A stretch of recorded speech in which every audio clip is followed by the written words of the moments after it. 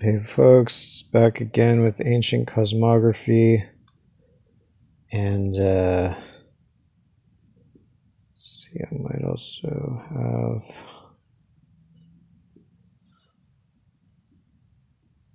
what is this? Yeah, this is a picture of the peace rally that I called together in Santa Cruz on Hiroshima Day. Can't see very well from here, but there's a bunch of chairs here and people sitting, and all told, about 50 people came to the event. Right here, you can see about like 30 people all around here, whatever. But so that was good. Kind of a rebirth of the Santa Cruz anti-war movement. Although, of course, there was a big smear against our organization right afterwards by somebody who attended this event, saying that they can't be associated with Brave and Free because we're problematic.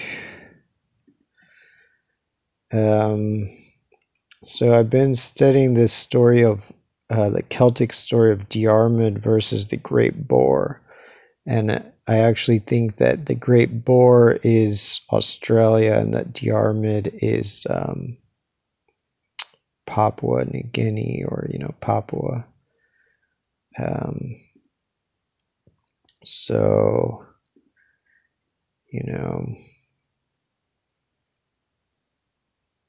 it's the story matches very well, and it matches especially with the what seems to be a map of Papua and Australia in the Lascaux caves of France here. It seems to be a map of 20,000 plus year old map of Australia, Papua, Philippines, Taiwan, Sulawesi, Palawan, and these are like some of the Lesser Sunda Islands, I believe. And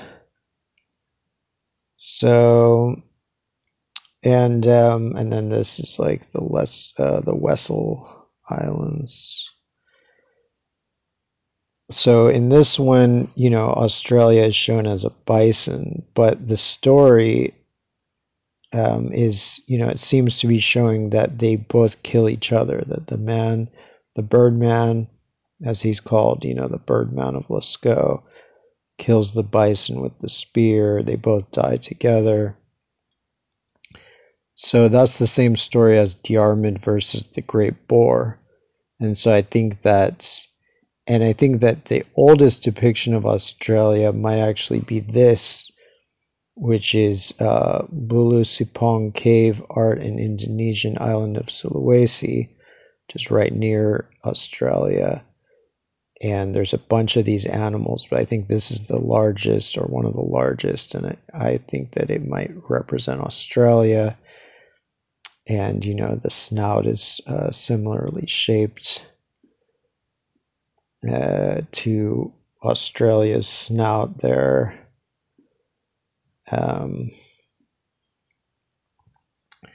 So I think that because there were not bison in Sulawesi or in the British Isles, they used a great boar to represent, Australia here, which fits pretty well. This being the snout, of course, snout of the boar. But otherwise, the story is similar, and it also involves the Diarmuid versus the boar, also involves a spear.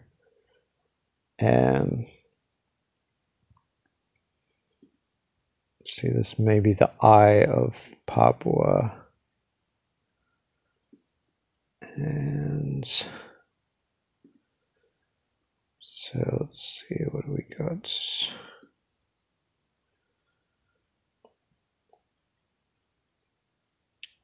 So yeah, it's in the end of the story, Papua dies because he goes along, he first is tricked into measuring the boar, but he first measures him down from the snout. But then he comes around this way, and that's when he dies on the poison bristles, which is the Great Barrier Reef. But in particular, there's one poison bristle that kills him.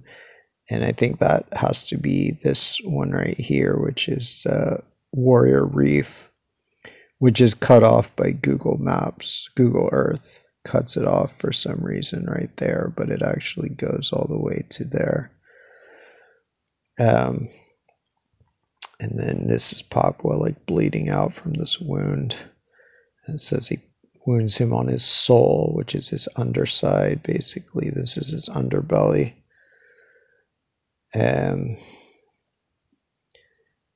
So this seems to be like when he's dying, Finn McCool is another giant. Like, these are gods, they're giants. And Finn McCool is jealous of Diarmuid because Diarmuid gets all the women. And so he's trying to get Diarmuid. He's the one who gets Diarmuid killed by tricking him to like measure this boar. And then, let's see, water drunk from Fion's hands, that's Finn McCool's hands, had the power of healing. But when Fion gathered water, he twice let it run through his fingers before he could bring it to Diarmuid. Threatened by his son Oysen and grandson Oscar, he fetched water a third time.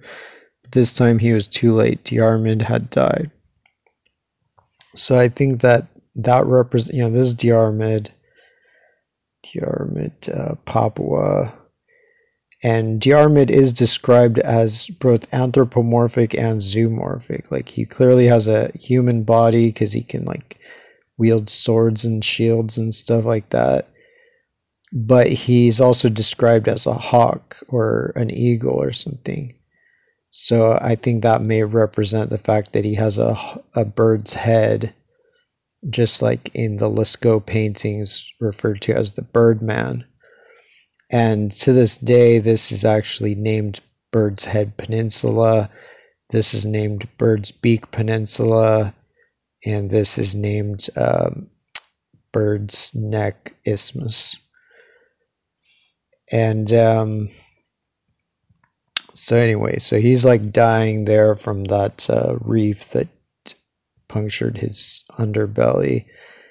And I think that these are the two instances of Finn's hands letting the water pour through his fingers, like, hey, here, I'm gonna save you, psych, just kidding. Like, he's just doing it because he's such a dick. Like, a lot of the gods were really dicks. Like, it's funny how people think religion is all about morality. It's really not. Like, most of the religion is just about astronomy and geography. And the stories, if you took them literally, are the most immoral, amoral stories imaginable. But people need to believe what they need to believe, I guess. Anyway, so yeah, so these, here you can clearly see that there's reefs and islands and stuff here that look like water falling out of this island, which I think represents the hand, one of, Finn's hand or hands.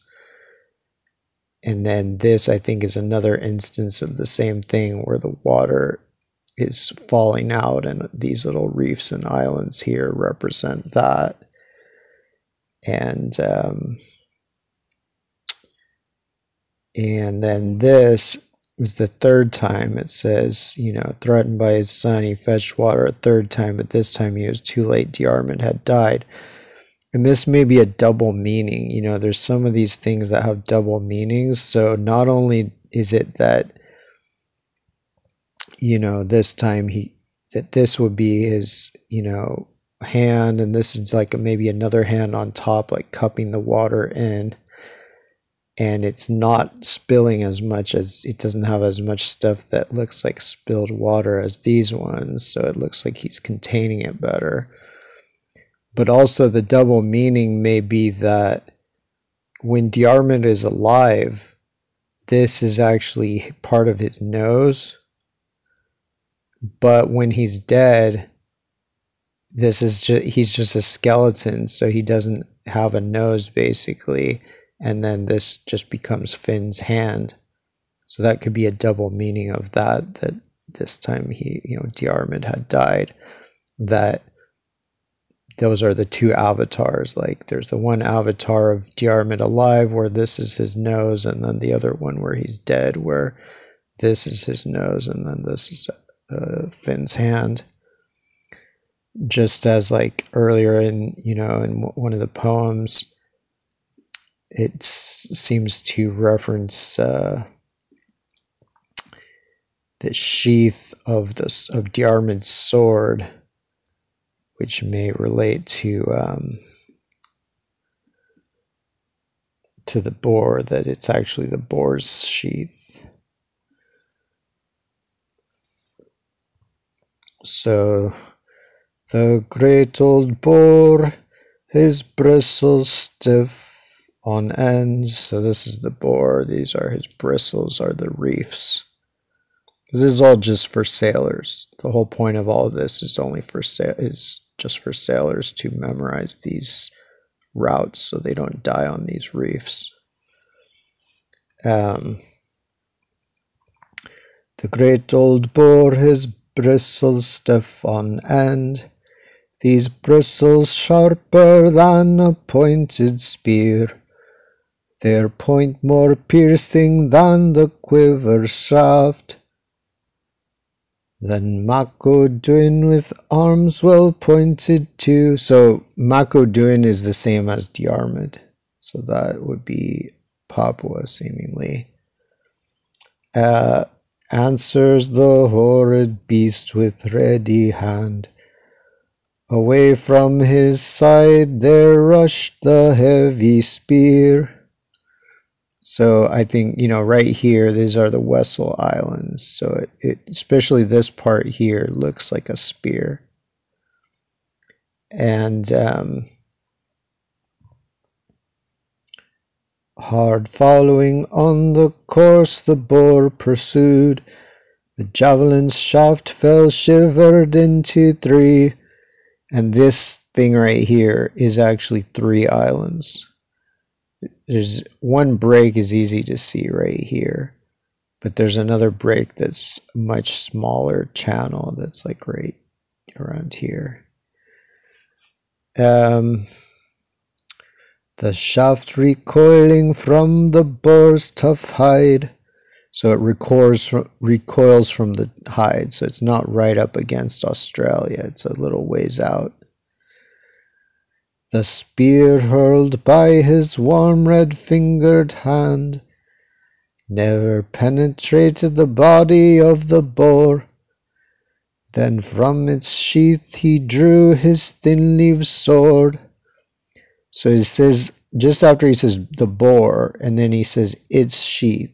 So that may be another double meaning where it's actually, the sheath is actually this island right here, which is virtually attached to the boar, and then the sword is this island right adjacent to it, and they're both nearby the spear, which is referred to elsewhere as the yellow spear. Then from its sheath he drew his thin-leaved sword, of all the arms most crowned with victory. Mako Duin did there the monster kill, while he himself escaped without a wound. Then on Finn of the Fane did sadness fall, and on the mountain side he sat him down. It grieved his soul that generous Mako Duin should have escaped unwounded by the boar. So Finn's really pissed because he wanted Diarmuid to die. For long he sat and never spake a word. Then thus he spake, though it be sad to tell. Measure Diarmuid the boar down from the snout, and tell how many feet's the brute in length. What Finn did ask he never yet refused. Alas, that he should never see his home. Which would be the same for a sailor if he doesn't pay attention to these stories of where these reefs and stuff are. Along the back he measured now the boar, light-footed Mako Dwin of active step. So down from the snout, cool, no problem. Over the back, okay, not so bad. But next, measure it the other way against the hair, and measure Diarmuid carefully the boar. So I think what he's meaning the other way means coming back, because first he started going this way, but now he has to go back the other way. It was indeed for thee a mournful deed, youth of the sharply pointing God damn it, piercing arms. He went the air and grievous was and sad, and measured for them once again the boar. See, I think this is kind of a mistranslation, is my guess, that he doesn't measure for them again the boar, but he measures further. Because so far he's only measured this part and this part. So how can he measure the whole boar again when he hasn't even measured the top of the snout yet? So I think he's continuing to measure the boar. This is all translated from Gaelic, so it's very inexact, I'm sure. The envenomed pointed bristles sharply pierced the soul of him the bravest in the field. So soul means the underside, which is like right here, basically his belly where it's all bleeding out and where warrior reef is. Warrior reef right here, like a long hair bristle. Then fell and lay upon the grassy plain the noble Mako Dwin, whose look spoke truth. He fell and lay long beside the boar. And then I think it says, and that's how, and thus ends my sad and mournful tale, or something. So anyway, so this, yeah, it's a decent diagram to get a view of it. I couldn't fit one of these things in here for his eye because it wouldn't go small enough, so I put just like actually a period and a 0 or something to be his eye. A black period and a white 0. So there's that. I think I'm going to perform this once I get a better tune for it. I'm going to perform it at Downtown Cafe and bring the map so I can point out what it's actually describing. Here's another view of the sword, the sheath, and the 3 islands that make up the spear. So there's the spear, here's the sword and sheath. Here's the snout of the boar, here's the soul of Diarmuid. So Raragala Island, Guluwuru Island, and Wessel Marchimbar Island. Shivered into 3, as it says.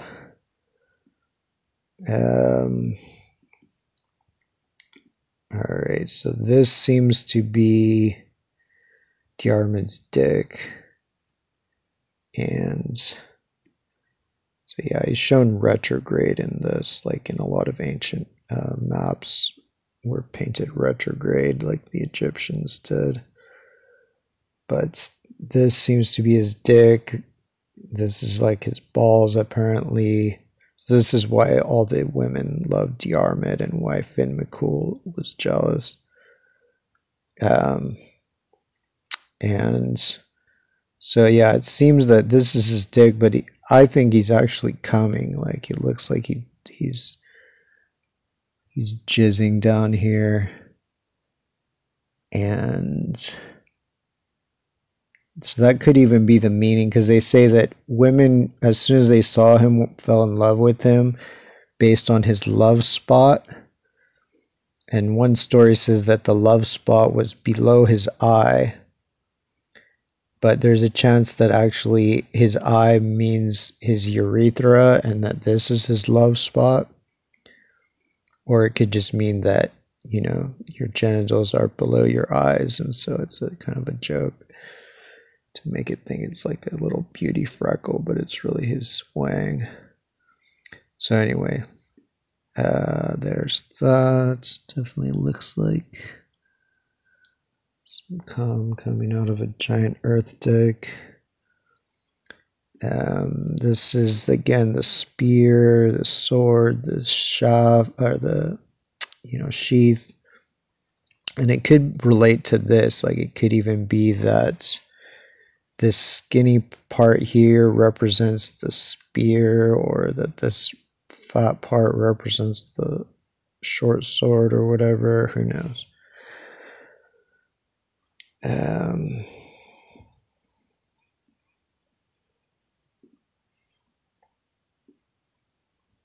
Let's see, Wessel Marchinbar Island is the main part, and then Guluwuru is the smallest one, and then Raragala is this medium-sized one. And I think it specifically says it shivers the shaft of